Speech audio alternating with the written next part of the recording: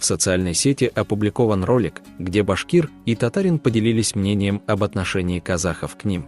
По приезду в Казахстан мы ощутили, что казахи очень нам близкий народ. И вообще, когда мы приехали в Казахстан, мы приехали на машине, и у нас российские номера. Многие казахи прям очень специфично к нам относились. Но когда узнавали, что в машине башкир и татарин, у них тут же менялись лица. И они сразу начинали говорить: «Братья, добро пожаловать в Казахстан». Сегодня я с уверенностью могу сказать, что казахи к нам очень хорошо относятся, как к братьям. Если нам нужна будет помощь, мы всегда знаем, что казахи нам не откажут и помогут всегда, это прям чувствуется. Насчет этого, я вижу, что именно казахи на постсоветском пространстве к тюркским братьям относятся очень хорошо, для них тюрки – не пустое слово, прям реально казахи, они рассматривают нас как братские народы.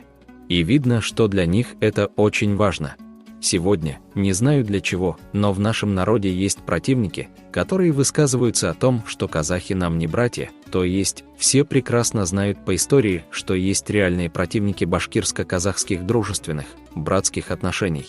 Якобы в истории были времена, когда казахи воровали наших невест, и многие противники заявляют, что казахи нам враги. Но я убежден, что сегодня есть другой народ, который в 1000 раз сделал нам намного хуже, чем наши братья-казахи.